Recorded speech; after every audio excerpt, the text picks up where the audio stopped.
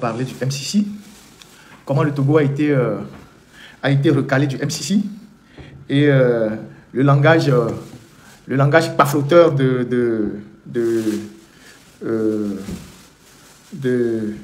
Ouais, il semble qu'il y a une pénurie de carburant actuellement à Lomé. Bon, on m'informe, bon, je l'ai déjà dit, je ne sais pas à quoi cela est dû.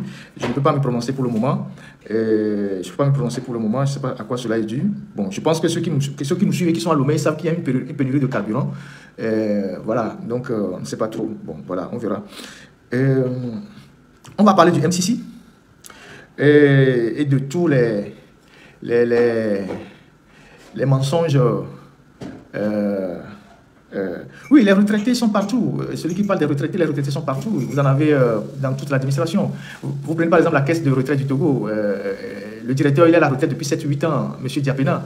Et il a dit que, bon, que le chef de l'État lui a dit qu'il faut qu'il termine le nouveau siège de la caisse de retraite avant de partir à la retraite. Il est à la retraite depuis plus de 7 ans. Il avait poursuivi deux de nos journalistes à la justice qui avaient dénoncé sa gestion. Il s'appelle M. Diapena. Et il est retraité et il est à la tête de la caisse de retraite du Togo. Son salaire, c'est 3 millions par mois. 3 millions par mois. Il gagne 3 millions par mois en étant directeur de la caisse de retraite du Togo. Mais il y a les pensionnaires qui viennent, qui prennent 35 000, 40 000, 50 000. Mais le directeur qui est lui-même retraité, mais il a un salaire, il prend 3 millions par mois. Et il est à la retraite depuis 7 ans. Et dit Togo, pareil, plein. Administration, le directeur, le DG de la fonction publique, tel. Adénion, il est à la retraite depuis des années. SNPT, tout ça. Ils sont à la retraite. Mais personne ne leur dit de partir parce qu'ils sont là-bas pour des raisons politiques. Ils sont là-bas pour une mission. Donc les jeunes doivent attendre. Voilà. Donc, on va parler du MCC. Alors, parce que il s'est passé énormément de choses et on a entendu tellement de mensonges, de quoi que ce soit que il faut dire comment les choses se sont passées, qu'est-ce qui s'est réellement passé pour que on en arrive là. Le Togo qui tenait tellement au MCC, qui ne rêvait que pour le MCC, qui à chaque fois communiquait sur le MCC en disant nous avons rempli tel cas, nous avons coché tel cas, on a coché tel cas, on est à 2 doigts de prendre le MCC, on a rempli les critères, on a validé les indicateurs. Ils faisaient cette communication régulièrement, tout le monde les suivait. D'où vient que subitement ils se sont levés et puis disent ah nous-mêmes on a renoncé au MCC, on a dit de nous laisser encore 6 mois parce que nous sommes en transition institutionnelle, il y a des problèmes de sécuritaires d'apparence qu'on n'a pas pris en charge, on va voir ça. C'est des histoires. On va démêler le faux du vrai tout à l'heure, vous allez voir. Donc cette histoire du MCC leur est restée au travers de la gorge. Et je vais vous dire pourquoi. Quel est l'intérêt, pourquoi je décortique ce sujet-là. Quel est l'intérêt? Parce que ça a trait à la vie de nous tous. Aux questions des droits de l'homme, aux questions de lutte contre la corruption. C'est sur ça que ça s'est joué. Donc toute autre interprétation, c'est des gens au cerveau ralenti qui sont en mission.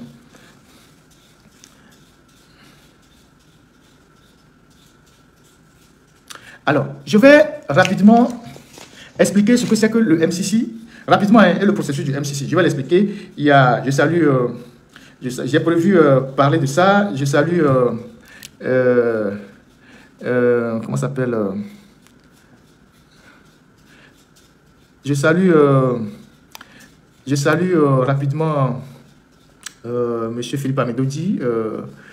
J'avais prévu parler du MCC, lui aussi m'a envoyé un certain nombre de choses rapidement. Bon, j'avais même suffisamment d'éléments, mais voilà. Le Millennium Challenge, c'est une agence, le Millennium Challenge Corporation est une agence gouvernementale américaine en voie de développement, au pays en voie de développement. Et cette aide est connue sous le nom de Compact. C'est destiné à soutenir les politiques publiques, des programmes qui favorisent la réduction durable de la pauvreté grâce à la croissance économique. Et l'attribution de cette aide est conditionnée par l'engagement des pays bénéficiaires à respecter des principes fondamentaux en matière de gouvernance, de liberté économique, d'investissement dans le capital humain. Le processus de sélection des pays éligibles est rigoureux et il est extrêmement basé sur des indicateurs de performance transparents et indépendants. C'est très important. Basé sur des indicateurs de performance transparents et indépendants. Alors, comment fonctionne le MCC? L'objectif du MCC, le MCC a pour objectif de réduire la pauvreté par la croissance économique dans des pays bien gouvernés qui ont démontré un besoin de développement. Critères de sélection. Les pays candidats sont évalués sur la base de 3 grands domaines. La gouvernance juste, la liberté économique, l'investissement dans le capital humain. Quand on parle de capital humain, ça englobe beaucoup de choses. Le MCC utilise des indicateurs transparents pour évaluer les performances des pays. Ces indicateurs sont comparés à ceux des pays ayant des niveaux de revenus similaires. Le processus de sélection, c'est le conseil d'administration du MCC qui sélectionne les pays éligibles en tenant compte de leur performance globale et de leur engagement à mettre en œuvre les réformes. Le MCC propose deux types d'assistance, deux formes d'assistance. Il y a les accords compacts, qui sont les subventions les plus importantes. C'est ce que le Togo visait récemment. Les accords compacts, qui sont des fonds vraiment colossaux. Et ces fonds sont destinés à des projets structurants, des projets de développement. Et il y a le threshold qui est le programme SEUL, c'est-à-dire c'est la base pour aider les pays à améliorer leur performance politique. Le suivi et évaluation se fait par le MCC. Le MCC fait le suivi régulier des performances des pays partenaires avec la possibilité de suspendre ou de mettre fin à l'aide en cas de dégradation significative. Le cas du Togo est un cas parmi tant d'autres parce qu'on a un parcours en dents de scie et c'est ce que nous payons aujourd'hui. Donc, le Togo avait été sélectionné pour une aide compacte. Après avoir démontré des progrès dans les politiques, le programme visait à soutenir le pays dans les deux secteurs prioritaires qui sont l'électricité et les nouvelles technologies. Et les difficultés rencontrées, cependant, la situation s'est compliquée en raison des performances du Togo dans le domaine de la bonne gouvernance des droits de l'homme. Selon le MCC, des préoccupations ont été soulevées concernant le processus de modification constitutionnelle et des restrictions des libertés fondamentales. Voici la décision du MCC. Le conseil d'administration du MCC a donc décidé, c'est un langage diplomatique, parce que nous n'avons pas respecté les derniers critères qui nous permettaient d'avoir le compact. Au lieu de nous parler, comme tous les États aujourd'hui disent, il faut nous parler avec beaucoup de respect parce que nous sommes souverains, le MCC ne voulant pas les blesser, le MCC a dit, le conseil d'administration du MCC a donc décidé de reporter le vote sur l'éligibilité du Togo en raison des préoccupations. L'institution souligne la nécessité pour le gouvernement togolais de prendre des mesures significatives pour répondre à ces problèmes-là. Et ces problèmes, c'est quoi? C'est les questions de liberté fondamentale et la question institutionnelle. Pendant ce temps, le Togo lui dit, le gouvernement d'éligibilité en raison d'un désaccord sur l'affectation des fonds, notamment l'exclusion de la région des savanes, c'est du n'importe quoi. Et ils affirment également que le MCC ne tenait pas compte des enjeux sécuritaires spécifiques du pays. Il avance que le gouvernement souhaite s'assurer que les financements futurs s'inscrivent dans un cadre conforme aux exigences de la nouvelle République. Alors, quand tu finis d'entendre tout ça, je vais vous lire les articles que le gouvernement togolais a commandés pour se réjouir lui-même de la manière dont il était en train d'évaluer et il est en train de remplir les cases pour pouvoir bénéficier du MCC.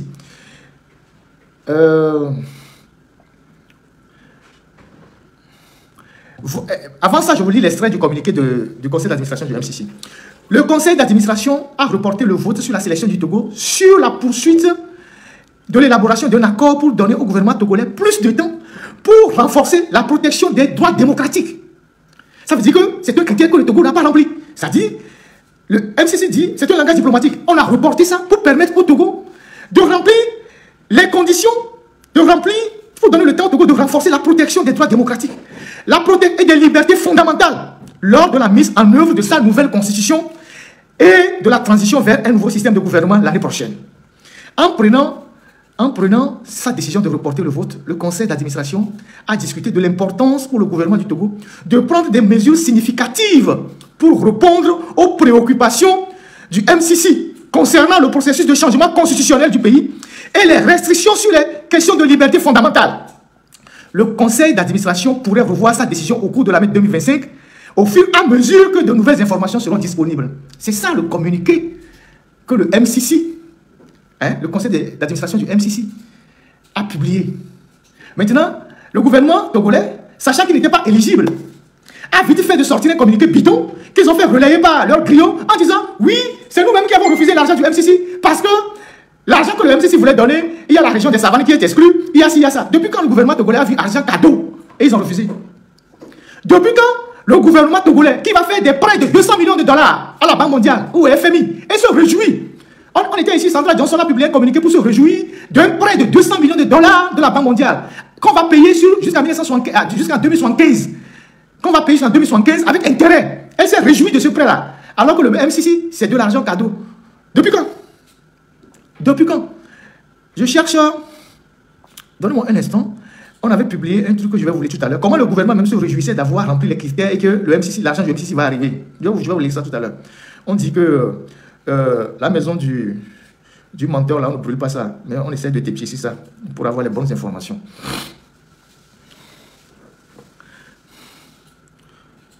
Alors, voilà, un article publié par TogoFest.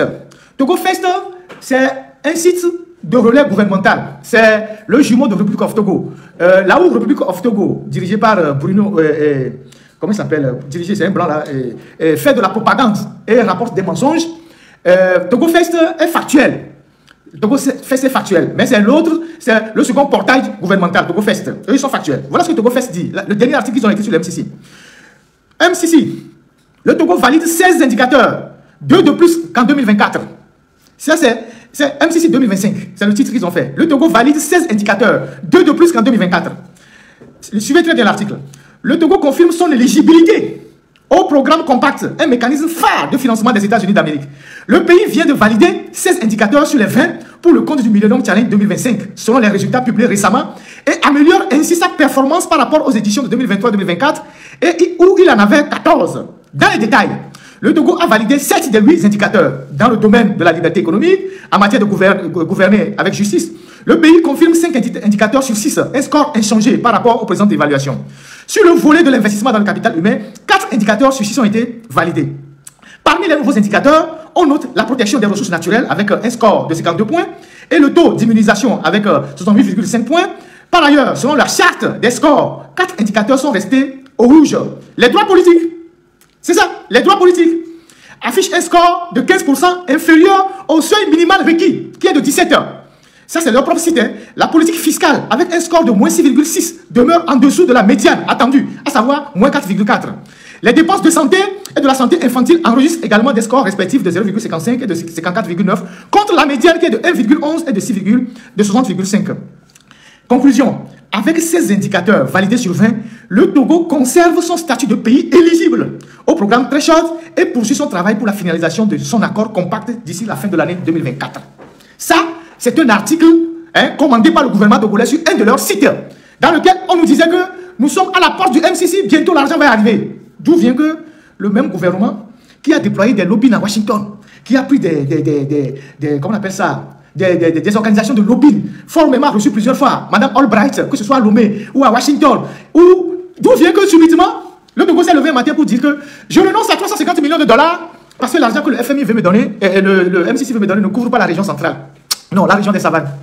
Vous voyez comment il faut avaler des conneries aux gens. Or, il y a eu en marge de cette décision du MCC, des consultations d'acteurs indépendants. Et c'est là où je vais chuter. J'ai une importante information que je vais donner tout à l'heure.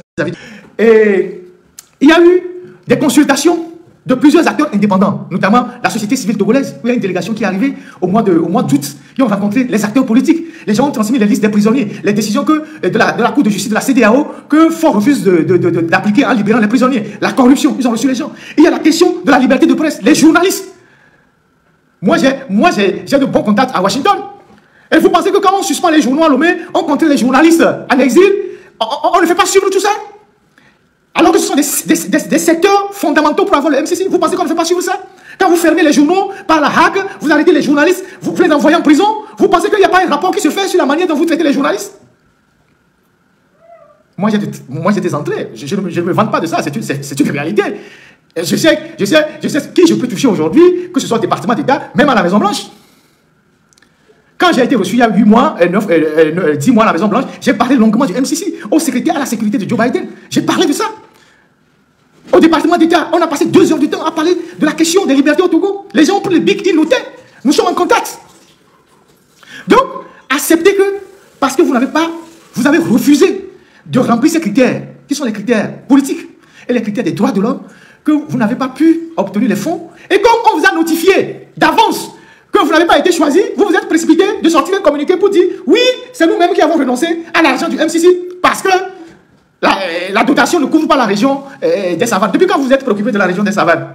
Vous qui ramassez un peu partout l'argent sur le marché, 350 millions de dollars, c'est beaucoup d'argent. 350 millions de dollars. Là, l'Union européenne vient de nous donner 13 milliards d'appui budgétaire. Vous avez pris ou pas? L'Union européenne vient de donner un appui budgétaire de presque 13 milliards. Le Togo a pris ou pas? Vous avez pris ça rapidement? Est-ce que vous avez dit à l'Union européenne que... on n'a pas dit... Oui, CFA. Les 13 milliards d'appui budgétaire, c'est en CFA. Mais les 350 millions, c'est en dollars. C'est le compact. Donc, voilà comment l'histoire du M6 s'est passée. Donc, tout ce qu'on raconte là, les articles qu'on a publiés, c'est pour se donner une bonne conscience, pour dire, ah oui, c'est nous-mêmes qui avons volontairement renoncé à l'argent qu'on cherchait depuis 2 ans, 3 ans. On courait, on a payé les lobbies à Washington, on a payé des gens, des intermédiaires pour aller voir le M6. Ce que vous avez oublié, c'est que même si le M6 est un mécanisme indépendant, c'est le Congrès qui donne son... Le Congrès peut bloquer ça. Et c'est ce qui s'est passé. Le Congrès peut bloquer ça. Pour des raisons purement politiques. Le Congrès peut bloquer ça. Il y a beaucoup de gens qui ont travaillé, qui ont envoyé des informations à des congressistes. Y compris nous les journalistes. Parce que vous ne pouvez pas martyriser les journalistes et aller mentir pour recevoir de l'argent. En disant que vous respectez la liberté de presse, vous respectez la liberté d'opinion, vous respectez la liberté d'association. Mentir. Parce que vous avez des espions qui sont dans les ambassades, je vais parler de ça tout à l'heure, qui font de faux rapports, qui influencent un certain nombre de documents. Vous avez les hommes politiques qui ont été reçus par les délégations qui sont passées, qui ont transmis des documents, qui ont donné leur avis. C'est ça. Donc, le M6, c'est un mécanisme qui a aidé beaucoup de pays. Moi, j'ai vu le M6 depuis... j'ai vu la réalisation du M6 au Bénin, même avant que Yahi Boni ne devienne président. Je pense qu'à l'époque, Abdoulaye Diop était ministre des Finances. Ça a permis de faire de grandes routes, de construire des écoles. Quand vous allez au Ghana, par exemple, en allant vers Accra, vous allez voir des écoles modernes qui sont construites avec les financements de M6. Il y a des gens qui recevaient ces fonds depuis. Mais le Togo ne veut pas, parce que le Togo ne veut pas faire les réformes qui conditionnent l'octroi du M6. Donc, par égoïsme, par souci de préserver son pouvoir, Ford ne veut pas faire des réformes pour recevoir des financements qui vont lui permettre de construire des hôpitaux, de construire des écoles, tout ça. Mais il préfère aller faire des prêts.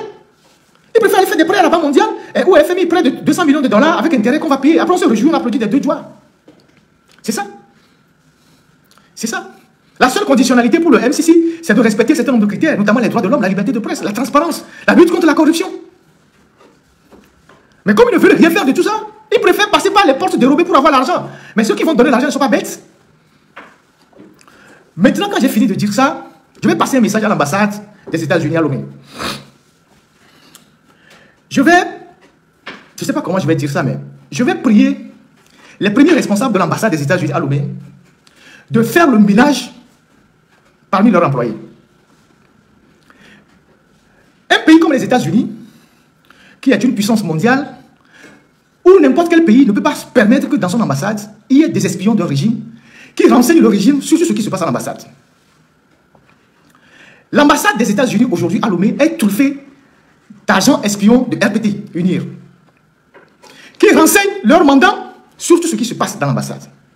Si un responsable de l'ambassade reçoit des journalistes, c'est immédiatement signalé. Si des journalistes transmettent des messages dont ils ont connaissance, c'est immédiatement signalé. Si un responsable de l'ambassade reçoit les partis politiques des opposants, ces gars-là, ils rapportent systématiquement qui est venu, qui la personne a rencontré. Quand on travaille dans une ambassade, il y a une obligation de réserve. On ne peut pas permettre que... Parce que si moi je vais dans une ambassade en tant que journaliste, pour aller échanger avec soit l'ambassadeur ou avec une personne de référence, pour échanger sur des problèmes que j'ai, et qu'il y a des gens dans l'ambassade qui renseignent le régime, quand je sors, je risque d'être tué, je suis menacé. Et on ne peut pas permettre que dans une ambassade, il y ait autant d'individus qui sont à la source du pouvoir, qui renseignent tout. Il faut que l'ambassade fasse le ménage parmi son personnel. Et l'un des éléments, ils sont nombreux, mais le premier que je vais citer, qui est l'un des éléments phares dans cette ambassade-là, qui était déjà impliqué dans une autre affaire, mais que l'ambassade a continué par garder, c'est un certain Zach Bawa. Ce monsieur qui s'appelle Zach Bawa, c'est lui qu'on a utilisé pour piéger Kwacha Gnassingbé. Son nom est revenu plusieurs fois pendant le procès de Kwacha Gnassingbé, parce qu'il était très bien avec l'ambassadrice de l'époque. Cette dame qui était restée au temps où il y a eu la crise de Kwacha Gnassingbé, qui avait des connexions bizarres avec le régime. Donc, cette ambassadrice était allée avec ce monsieur, une fois chez Kwacha Gnassingbé, et puis après, les réseaux qui voulaient l'utiliser pour piéger Kwacha Gnassingbé l'ont envoyé plusieurs fois chez Kwacha Gnassingbé. Et c'est par lui que les choses ont été montées, préparées et tout fait. Il a disparu. Quand la crise de Kwacha Gnassingbé a commencé, il a disparu. Et depuis que ça s'est calmé, il est revenu. Et c'est lui, le principal, qui espionne les gens qui viennent à l'ambassade et qui rend compte à ceux qui sont dans le régime et qui sont ces éléments. Il a été énormément cité dans l'affaire Kwacha Gnassingbé, Zach Bawa. Il a été énormément cité dans l'affaire Kwacha Gnassingbé. Après, il a disparu. Il est l'un des piliers qui fait ce sale boulot-là à l'ambassade.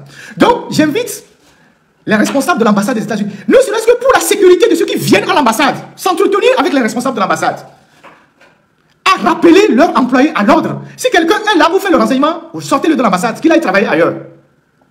Moi, je ne peux pas être un journaliste, ou bien je ne peux pas être un homme politique. Je viens à l'ambassade rencontrer quelqu'un, et à l'instant même, on sait que je suis à l'ambassade, et que quand je sors, je suis filé par les gens, on me suit partout. Donc, il faut que l'ambassade des États-Unis fasse le ménage parmi son personnel. Il y a d'autres personnes, mais le principal, c'est lui. Et quand les gens ont accès à des documents qui mettent en cause le régime, mais ils signalent ça avant même que les documents ne soient transmis à qui de droit.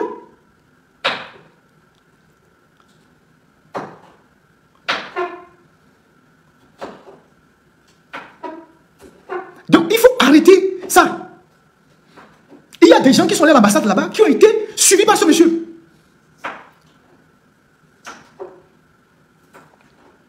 En 2010, dans l'affaire Patia, nous l'avons nommément cité dans les journaux. Mais il avait disparu. Ceux pour qui il travaillait l'avaient fait disparaître. On avait cru même que son contrat à l'ambassade était résilié. Mais il est revenu. Allez lire les journaux qui ont couvert le dossier Patia Gnassingbé dans les années 2010, 2012, tout ça, jusqu'au procès. Son nom est apparu plusieurs fois dans cette affaire.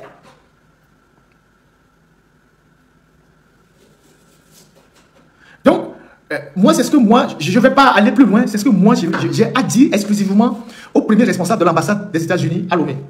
Les gens qui viennent s'entretenir avec vous, qui sont des Togolais, qui ne partagent pas les mêmes opinions que le régime, ils ne viennent pas pour se faire espionner par des individus qui travaillent chez vous et qui signalent leur présence. Et l'un de ces individus, c'est ce monsieur-là. C'est ce monsieur.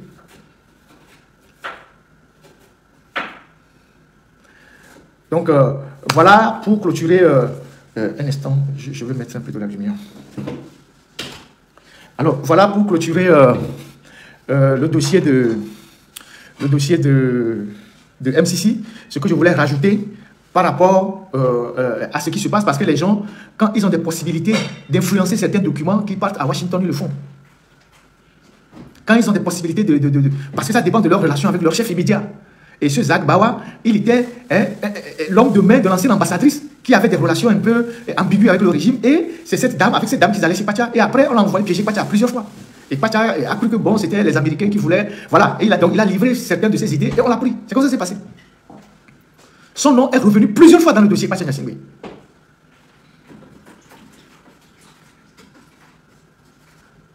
Si il ne sacrifie pas aux obligations de réserve qui conditionnent tout employé à l'ambassade, mais trouvez-le un autre emploi, mettez-le ailleurs.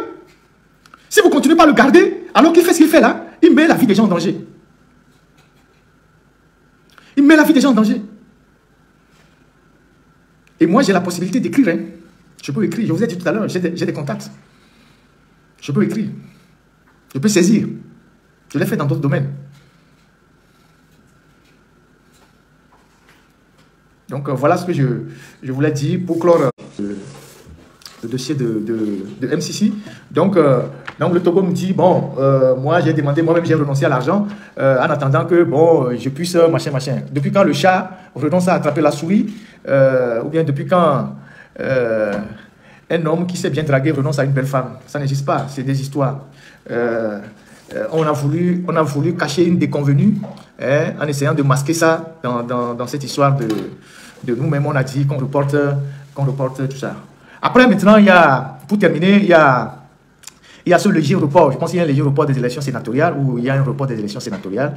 On a dit aussi que c'est le CPC qui a demandé, alors que les gens d'UNIR eux-mêmes, ils ont tous les problèmes à s'accorder sur les gens qui veulent recycler au Sénat. Il y a une bataille terrible, parce que les gens ont compris que l'Assemblée est déjà bouclée, les mairies sont bouclées, il n'y a que le Sénat, donc on veut caser des gens. Il y a certains qu'on est en train de laisser sur le carreau, donc il y a des bourdonnements au sein même de NIR qui n'arrivent pas, en tout cas qui n'est pas arrivé à trancher à date échue la liste de ces candidats. Et donc, ils ont utilisé ce prétexte pour dire ils ont pris le prétexte que c'est le CPC qui a demandé, ils ont reporté les élections sénatoriales. Le secrétaire exécutif de l'UNIR devait voir son patron Faure Gnassingbé pour discuter de cette question cruciale. Je pense que c'était le 23, et quand il est arrivé, je pense à Lomé 2, il y avait la fête parce que la première ministre c'était l'anniversaire de Madame Dogueto.